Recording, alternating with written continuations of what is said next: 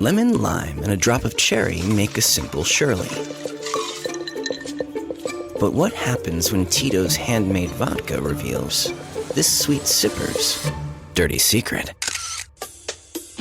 Stir up a Tito's Dirty Sherlock and crack the case with Tito's at Tito'sVodka.com. 40% alcohol by volume, namely 80 proof, crafted to be savored responsibly. Walmart Plus members save on meeting up with friends. Save on having them over for dinner with free delivery with no hidden fees or markups. That's groceries, plus napkins, plus that vegetable chopper to make things a bit easier. Plus, members save on gas to go meet them in their neck of the woods. Plus, when you're ready for the ultimate sign of friendship, start a show together with your included Paramount Plus subscription. Walmart Plus members save on this plus so much more. Start a 30-day free trial at walmartplus.com. Paramount Plus Essential Plan only. Separate registration required. See Walmart Plus terms and conditions.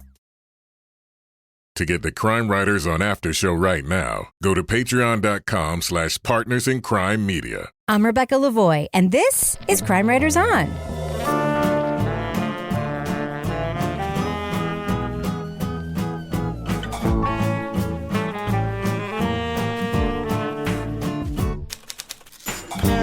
Crime Writers On is the original true crime review podcast that digs into true crime, pop culture, other podcasts. And on this episode, an intelligence analyst and a cunning assassin play a sexy game of cat and mouse. We'll do a classic rewind to our 2018 review of Killing Eve.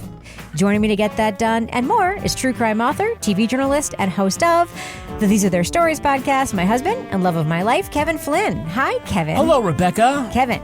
Yes. What are we listening to in today's rewind? We're going back to June 8th, 2018 for our review of BBC America's Killing Eve, starring Sandra Oh and the breakout performance for Jody Comer. 6 years ago, this show came out. Yeah. Can't believe it. And 4 seasons, and we're looking at season 1. Wow. Well, I can't wait to listen to it. Can we just start it? Let's do it. All right, let's listen.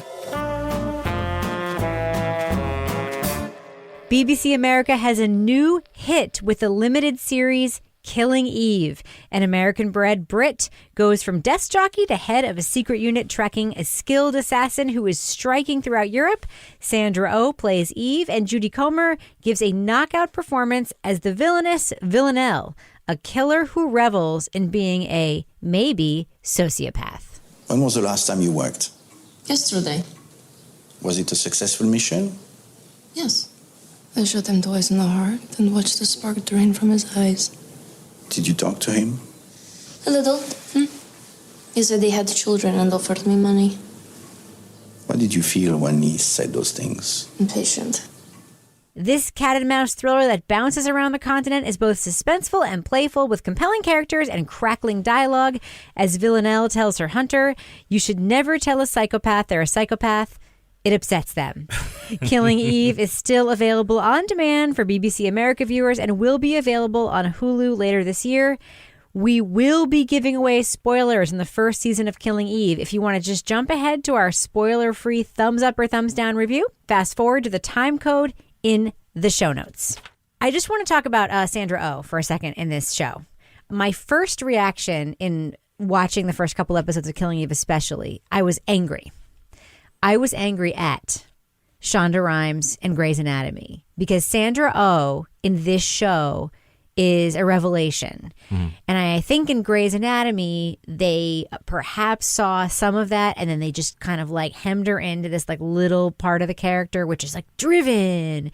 And, you know, it's always like the same with her character in Grey's Anatomy. And on this show, it's just like, oh my God, this is a great American actress that we have not actually seen because she was stuck in this stupid role in Grey's Anatomy. Kevin, what do you think? Yeah, it really plays to her strengths where she has that sort of baby doll look of confusion that she turns on so well. That's so funny. Yeah. And she can switch gears like that. And she's really compelling. And I don't know. I know that this is based on a series of novellas. And I don't know what the character Eve is written in the book, but I just can't imagine like when they were writing this together, they said, who should be this MI6 desk jockey turned spy? I know, Sandra Oh. Right. I think it's a great bit of casting. Right. And She gives a strong performance. And I think, for as good as she is, I think she's still just the second best actress. Which is amazing. Yeah. But Laura, you had thoughts about the casting too, right? Yeah, no, I thought it was great. And, I think that Sandra Oh was really great in this role, as you guys were saying, because my only exposure, like you, was Grey's Anatomy, which I stopped watching because I kind of got sick of it after, a few 18 seasons. years. Seriously? Yeah. Seriously? So I wasn't one of those people that held out. I ended it. But, I just felt like the whole casting everywhere was great. I loved the woman that was cast as Villanelle, who was able to turn back and forth between being comical and also being like a cold-blooded killer so quickly.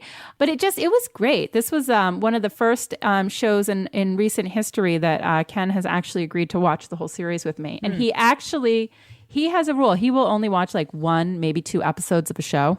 And then he's like, no, that's enough. I'm not going to watch it all. He actually watched like 4 episodes in a row of this. So I think that says something. Now, Toby, one of the things I want to talk about is the establishing Villanelle scene. We see this early scene in the series where she's sitting in an ice cream shop. We have this beautiful, angelic looking woman sitting with her gelato, smiling, trying to ape the facial expressions of a little girl across the way, which is our first sign that something's off. And it's kind of sweet. We're like, oh, there's something off with this woman, where she's trying to get this girl to smile at her, and she realizes, oh, I need to actually smile back in a genuine way. And she does it. And you feel the sense of accomplishment that maybe she's grown a little bit. And then on the way out of the ice cream shop, she smashes the little girl's sundae, sort of showing that for her, it's a game. I thought that was a great character establishing tiny little scene. What do you think of how they sort of set up these two characters kind of coming at each other in the first couple episodes of this series? Yeah, I don't think I liked the series as much as you guys did, but I thought the first 3 episodes were great. Mm-hmm. And I think that's part of it is getting to know the characters a little bit. And I think the characters for the first 3 episodes are both sort of unusual and compelling, and in some ways, I thought that was the best scene of the entire show, was that scene. It wasn't that it did it super efficiently, because it wasn't like a really short scene. I mean, they kind of draw it out a little bit in a way that's good, but it was just, with a minimal bit of action, you're like, okay, she's there's something going on here. Right. And then it's entirely consistent with everything else you find out about her. It's just like a little microcosm of her. And then I think, again, Sandra Oh, who I've never watched Grey's Anatomy, so I think I must have recognized her from ads or something. But yeah, I mean, she's really good. I mean, she's very, she plays an interesting character of someone who's smart and normal. She's like a sort of a smart, normal person in a totally abnormal job. Right. And that really comes across. And I think part of it is her, and to a certain extent her husband, or maybe her husband and to a certain extent her, kind of coming to terms with the fact that it's not this going into the office job anymore, right, that she was doing. Well, I think that one of the things that a lot of people are talking about this show is the very female-centric storyline here. And it's borne out in a way that is very overt, obviously. It's not, in some point, you have 3 female leads in the show. And then you also have all these very interesting female side characters. And you have this very strong storyline where Villanelle is, she's gay. She's with women. And you have Eve and her sort of growing obsession with Villanelle. And it's very female centric. But then you also have something which is sort of a throwaway thing, which I think is unbelievably well done, where the gender stereotypes of all the male characters are also flipped on their heads. So you have Sandra Oh's, best friend and sidekick in the show, who's the older agent who, that she recruits over to the new secret agency with her. He's the one carrying the baby into the office in a little baby Bjorn, and he's found himself in this caring role. You have the young office mate who's the son of the secret agent crazy woman who's been traveling all over the world and sleeping with all sorts of men, and he's the one Facebook stalking women on the internet because he's really insecure in his relationship status.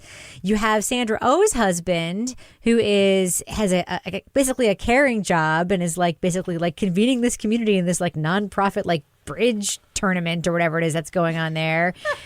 And he's the one making dinners, and he's the one putting notes on the Tupperware, like, heat this up properly, darling, otherwise it's not going to taste good. You know, they've basically done with the men in this show what they do with women in every show, which is basically like, say, like, yeah, this is, you're over here. You're over here, guys. You might be fun and you might be interesting, but you're over here. Mm-hmm. And the women are all in front. Did you notice that, Kevin? Does it pass the reverse Bechdel test? Like, is there a scene where two guys are talking to each other and it's not about a woman? But Toby, like, you pointed that out in a note to me, right? You noticed that sort of reversal of the gender roles in the show. Yeah, I mean, the women, for the most part, hold the power. Mm-hmm. I didn't really like the second half of the show, but one of the things is that Villanelle, like, ends up being sort of like the James Bondish or you know, Jason Bourne, like, getting the crap beat out of them and keeping on going, you know, so she's all busted up. And, you know, the only guy who kind of, other than like the Russians who kind of have this Russian thing, but the only, like, you know, it's like, oh, you know, whatever. The one macho guy who shows up with her, like, rival from the prison and stuff, and he's like calling them sausage, I guess. Yep. It's like his little term of endearment. And he comes off as such a dick. Yeah. And then they kill him. Yeah. And then the other thing is, what's his face? Bill the traitor. Yeah. He's kind of like every, like, weak, cringing damsel in distress from all these movies. And hiding that he's in the just back like, seat. he can't do anything to help himself. He just hides and runs and hides and runs and panics and just relies on somebody else to save him all the time. He's like PETA in the Hunger Games. Yeah. So it's, I thought there's a lot of really clever stuff. Yeah. But I just kind of felt like the second part of it just became fairly conventional. Whereas the first part I thought was not conventional. And I thought that was kind of disappointing. Now, Laura Villanelle, the character, she's set up as a psychopath. I mean, that's the setup that we see. Like, her inability to express normal emotions, her ability to just, like, you know, killing people is a job for her. And then we see these really intense, emotional, childlike moments. It's a really interesting character study. She has her relationship with Constantine. She has her fascination with Eve, even in the way that she sort of, like, puts her clothing together. It's, like, sort of very, like, childlike and sweet. And you do see in moments where, like, her eyes, like, completely fill with tears in a moment. Do you think, I'm asking you your opinion. You're not a writer on the show, obviously. Yep. Is that what a psychopath looks like to you? Like, what do you think she's all about? That was the part I didn't ring totally true for me, because I felt like she clearly had obviously no emotion and no regrets about killing people. But I think what you get to as the show moves on is that, you know, she does have a weakness and she does have a vulnerability and she does have a way emotionally that she lets her guard down. And so I think that, you know, that was the part as the show evolved, you know, that I was like, well, I mean, she's clearly got this, you know, cold-blooded killer assassin thing going on, but she's also pretty complex. And you see she's kind of, you know, pretty damaged. And that comes out when you start to see how she wants to relate to other women romantically. And you know, why maybe that is, because there was some talk about what happened to her before she got to the college where she met the woman, the French that was teacher, the professor, her teacher, and what had happened to her before she came there. There were some hints about that. So I think, you know, I don't know if she's like a psychopath or she's somebody that was just so damaged that she was seeking validation and seeking somebody to approve of her in a way. And so she was able to turn off her emotions in such a way that she could do these horrible things. But she also seemed to kind of get off on the killing. You know, it seemed like there was some sort of a sexual component to it as well in some of the killings that she did. She has a thing for bathrooms. Kevin, did it remind you at all of Perry Smith? Did it remind me all of Perry Smith from In Cold Blood? Yeah, we just talked about this a couple days ago. Not really. What are you thinking? Well, it didn't occur to me until Laura was talking about it, but about how she's vulnerable in certain ways.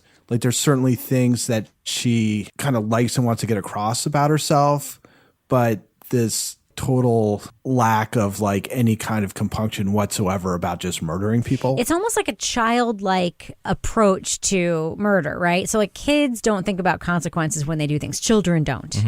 And we say like the definition of like a psychopath is that like there's no regard for consequences, no regret or whatever. It's one of the things, but like it's almost like she's like a childlike component to it. Like she's stunted because she's also she cares very much about people caring about her. But she's a completely different kind of assassin than we've ever seen before, because either it's like this brooding, damaged, scarred guy, or the cool assassin who's just all professional, or it's wears all black, right? Or it's like the psychopath who is playing with a knife and could like the Javier Bardem. Yes, just No Country for Old Men. That's exactly who I was thinking of. The scariest assassin in the history of film. Yeah, and this is somebody who is both dangerous but also funny. Mm-hmm.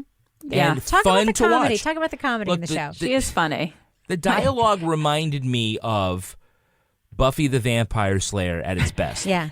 Where it's a little campy. I mean campy. It's smart.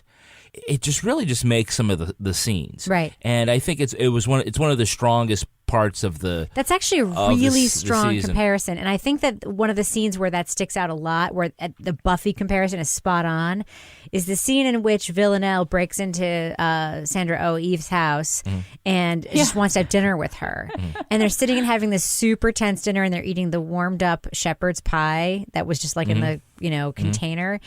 And Sandra Oh is terrified, and she's wearing that stupid dress, and she's terrified, but she's kind of like got it together. It reminded me a lot of the Buffy Spike dynamic when he was still scary, but fascinated with her. Remember that whole dynamic where she's like... And then you remember the question that she asks her. Which is? Is that sweater and shirt all one piece? Yeah. That was a great line. How does that work? And you're just is a shirt connected to a sweater? Is it a sweater? Yeah. I mean, which is just very kind of droll in any show. Yeah. But it isn't just for comic relief or anything. That's her character. Right. It's sort of the balance of being childish and fun and really enjoying this in a sick kind of way. Right. With also being menacing. So why do you think that Eve is pursuing Villanelle? What do you think's in it for her? Oh, that's a good question. I don't know. I'm gonna defer to the other panelists to try to come what do you up there. think? Why is Eve obsessed with Villanelle? Let's not talk about Villanelle's obsession. I think that's it is established that Villanelle just becomes obsessed with things kind of randomly in a childlike way. I think. Well, it's the hair. The hair is obviously part of it. Yeah, you have good hair. That's how it all started. I think in the beginning we get the sense that Eve it wasn't necessarily just Villanelle, that she had a fascination with female assassins and assassins, and she was somebody that had been pigeonholed into a job that was something that was kind of beneath her intellect, and she was frustrated with that and wanting to find a way to do what she was capable of doing, and so she was kind of doing this on the side. But I think with Villanelle, it's because she realizes, I think she senses that she's onto something.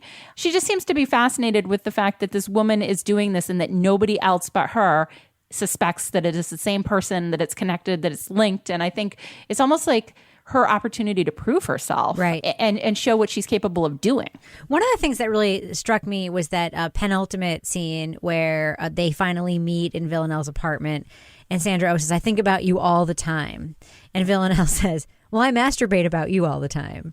And that's a little far. It's a little much. But I kind of feel like, I think the show is teasing that for Eve it might be sexual or something, but I don't think it is. I mean, I think that is the imagery there. I think that's kind of, they're sort of playing it out that way because that's certainly big part of Villanelle's motivation.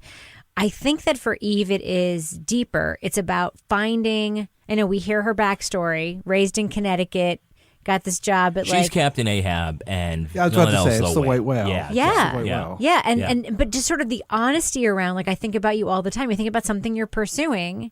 Think about like whatever your dumb work situation where there's like somebody you hate and you wish they would get fired. Like it's all you can think about, right? Wait, what? No, I just mean what's she talking about? Generally speaking, like the things that we wish for, the things that we're pursuing, that like it does occupy us. Like wait, the first thing that comes to mind for you is I wish that person at work would be fired. What I'm saying is I understand that it doesn't have to be about sex for her for it to be obsessive. You know what I mean? Yeah. No, I don't think it's about sex at all. Isn't the whole thing at the end is she's using what she knows Villanelle's weaknesses vis-a-vis her. Yep. To like get her into a position where she can stick the knife in. You mean into bed? Yeah.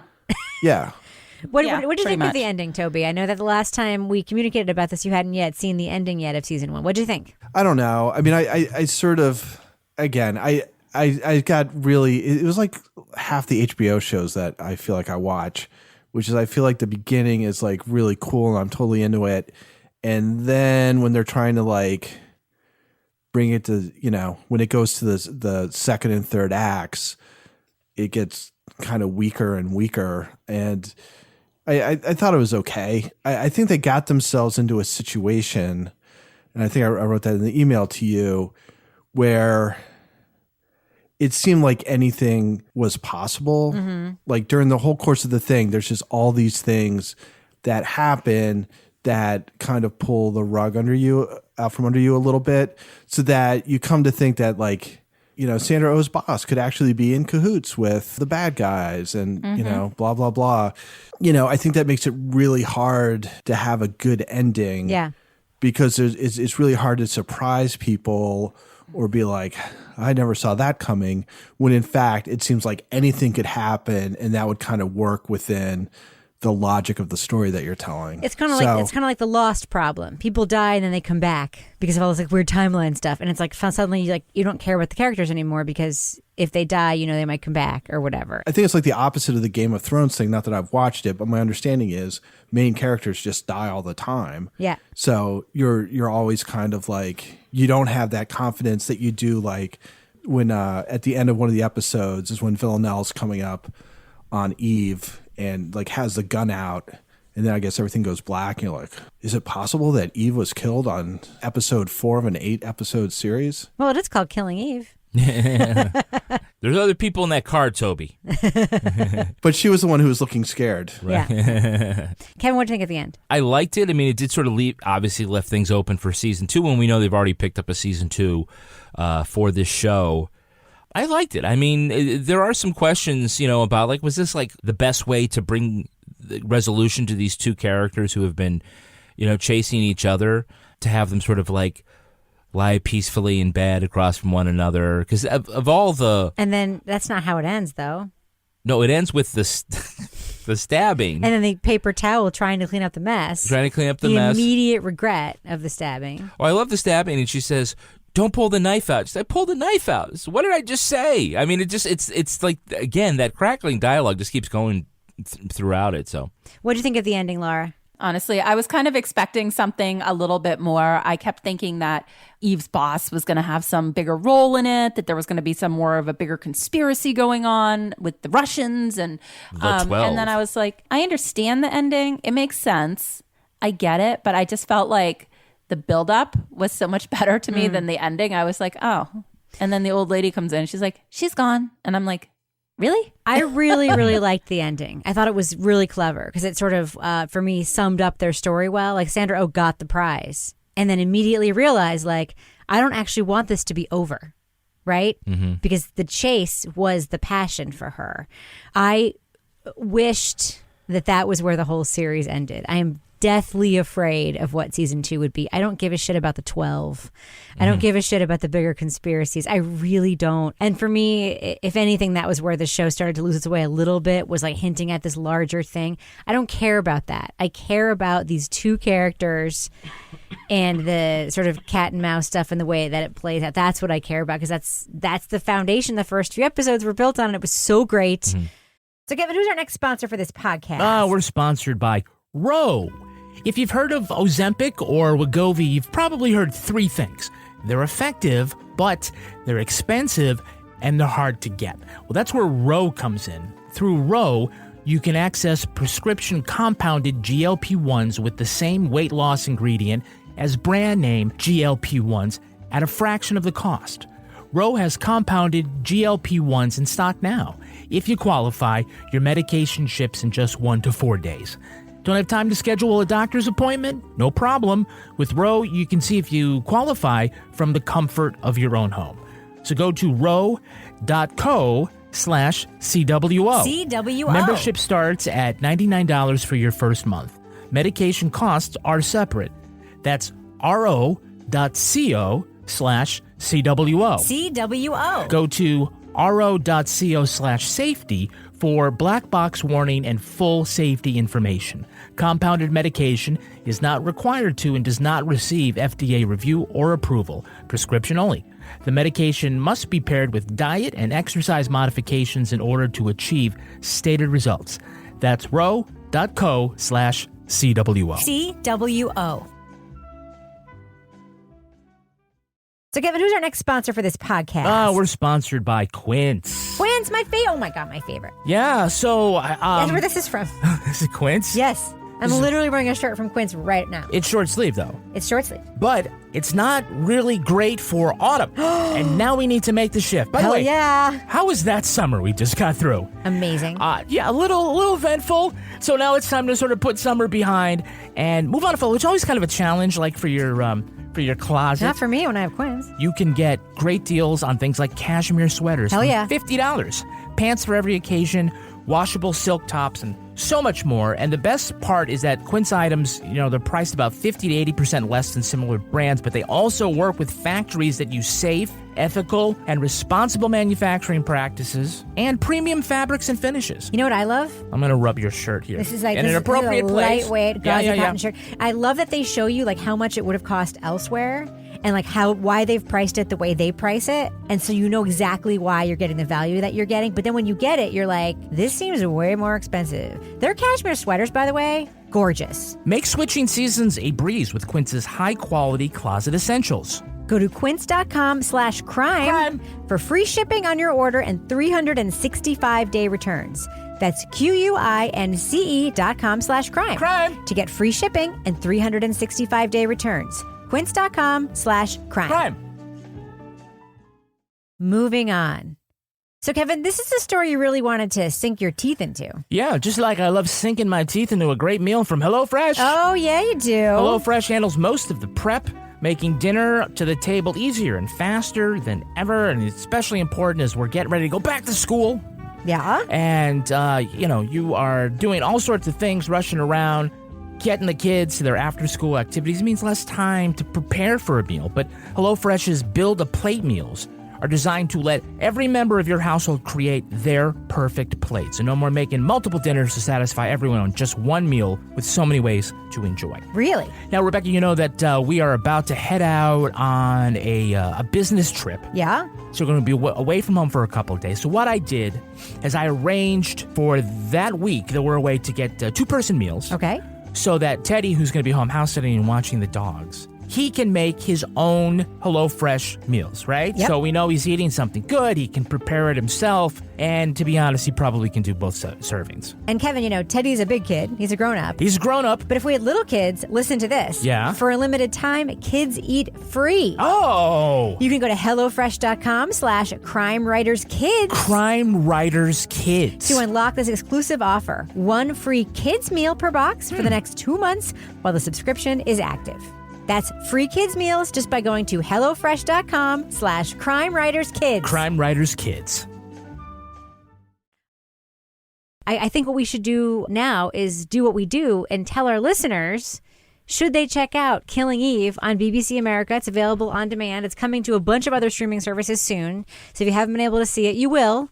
Laura Bricker, would you recommend to our listeners they check out Killing Eve? Yeah, thumbs up. I was recommending it to people tonight. I've recommended it to several different people.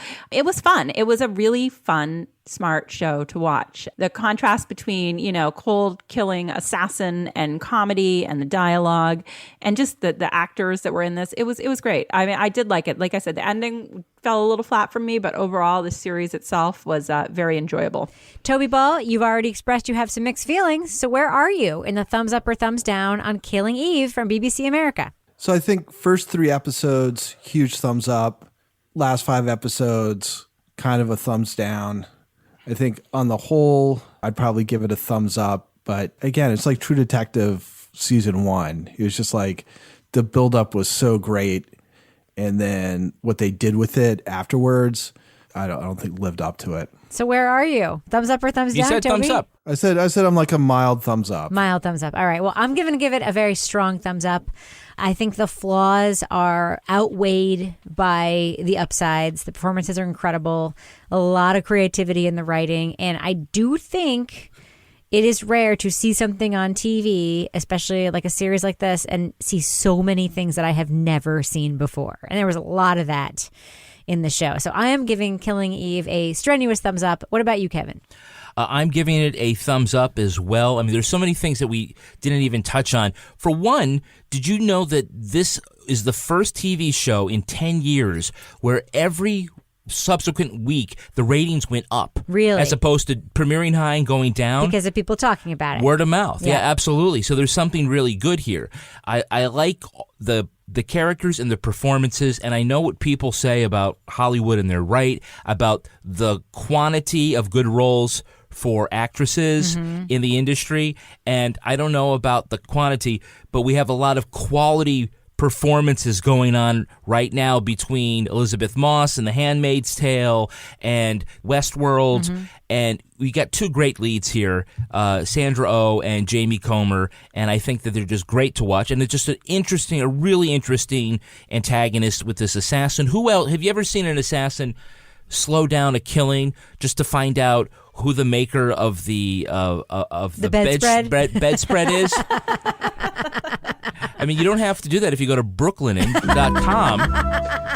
Wow. You know, Sandra Oh was so freaking good in this season of this show. And I remember that, like, people were really blown away because, like, most people really mostly knew Sandra Oh because of Grey's Anatomy. And I know that she's been in lots of other stuff, and that's not giving her credit for, like, the many, many other things that she was in after Grey's Anatomy. That being said, sort of mainstream, television watching American audiences knew her for that. She just shows so much range in the show. Of course, Jody Comer is amazing in everything, and we see her in everything, and she's amazing in it. But Sandra Oh, man, what a performance she gives in this season. Well, I think looking back, one of the things we didn't realize was actually a breakout performance here is for Phoebe Waller-Bridges, who was the writer and creator here. Yep. She didn't appear, but this was the thing that sort of catapulted her as somebody who, instead of being a bit actress in British comedies and stuff, and people knew her from Fleabag. She was breaking out at the same time, and to see her write this stuff just really proved her ability to be a unique voice. Yep. And so I think that's something that we overlook. The fact that that the viewership for this show went up each week as opposed to going down, which is the natural curve of that. People jump in for one, some people don't like, some people stick around for two, fewer stick around for episode 3, et cetera, that the word of mouth on this catapulted it up. Yep. And we also can't express our incredible disappointment. Maybe not so as disappointment. I mean, the only other major disappointment I think was similar was with Yellow Jackets, but the fact that the quality just plummeted so bad by the time we got to episode 4. They didn't have Phoebe Waller-Bridges anymore. They didn't.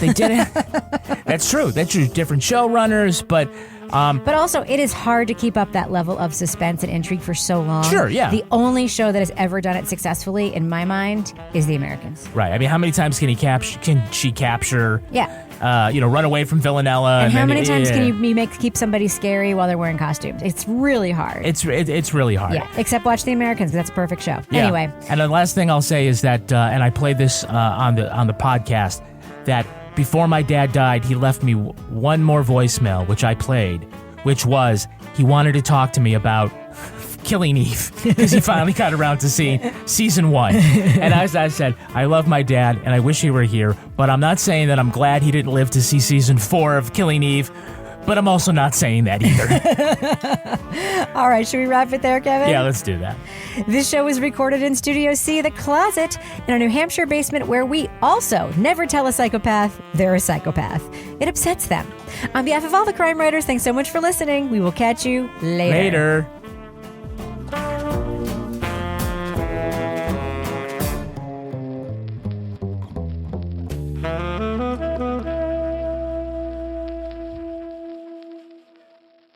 Partners in Crime Media. Lemon, lime, and a drop of cherry make a simple Shirley. But what happens when Tito's handmade vodka reveals this sweet sipper's dirty secret? Stir up a Tito's Dirty Sherlock and crack the case with Tito's at titosvodka.com. 40% alcohol by volume, namely 80 proof, crafted to be savored responsibly.